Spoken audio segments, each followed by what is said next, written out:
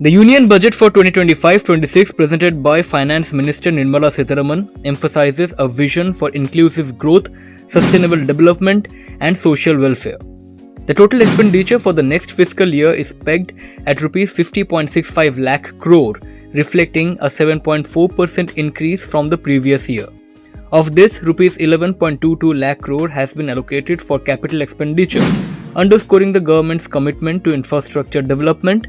The fiscal deficit for the year stands at 4.4% of GDP and Rs 25.01 lakh crore will be transferred to states, marking a significant rise from the previous year.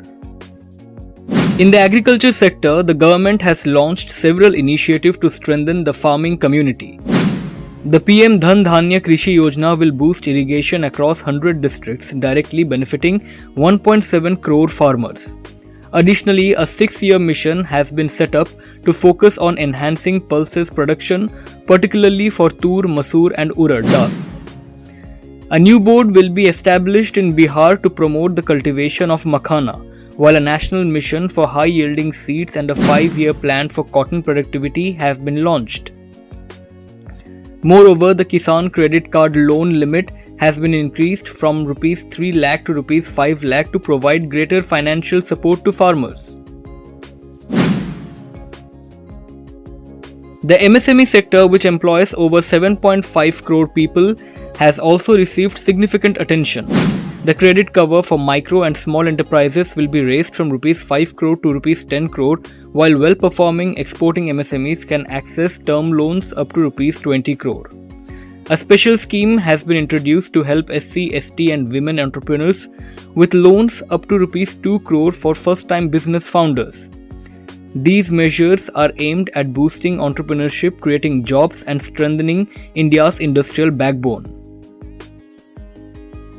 In education and skill development, the government has outlined an ambitious plan to foster innovation and expand learning opportunities. A total of 50,000 Atal Tinker Labs will be set up across schools, encouraging scientific curiosity among students. The Bharatiya Bhasha Pustak scheme will make it easier for students to learn in their native languages. Additionally, 6,500 new seats will be added across IITs and Rs 100 crore will be allocated to set up a center of excellence in artificial intelligence. Over the next 5 years, 75,000 more medical education seats will be added, with a particular focus on improving the quality of healthcare professions. The government will also establish 5 national centers of excellence for skilling, ensuring global expertise and standards. The urban infrastructure plan is set to transform India's cities with a focus on economic growth, inclusivity and accessibility.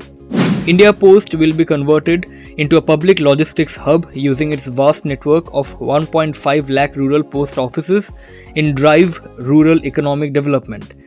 An urban challenge fund worth Rs 1 lakh crore will be used to finance city projects that focus on improving infrastructure and quality of life.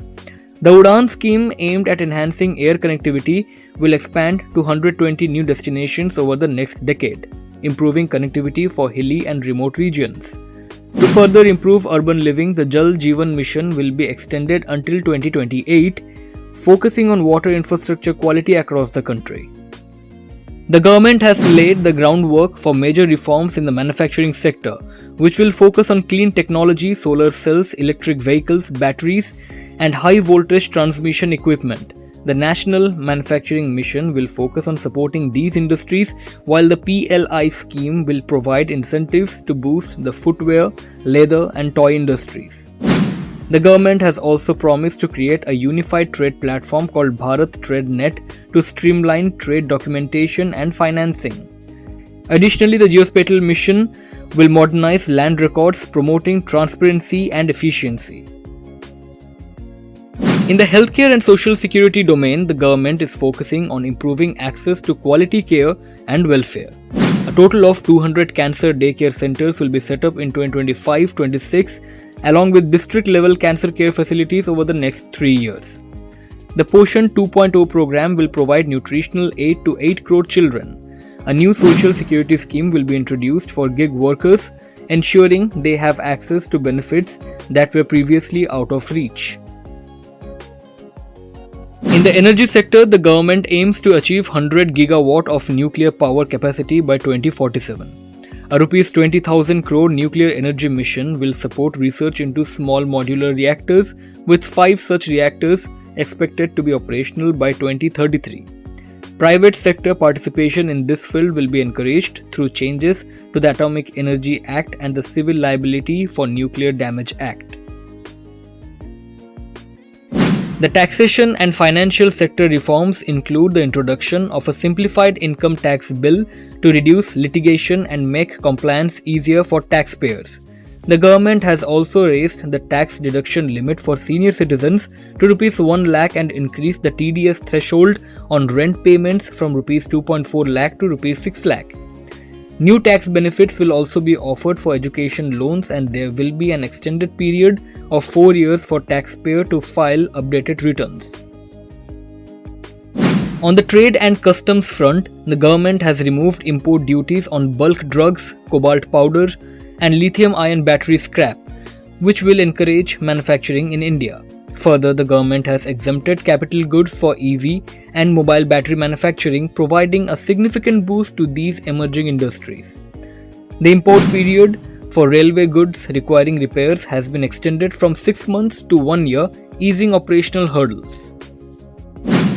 In terms of reforms and policy initiatives, the government has raised FDI in insurance to 100%, subject to certain conditions, and established a high-level committee to oversee regulatory reforms in non-financial sectors.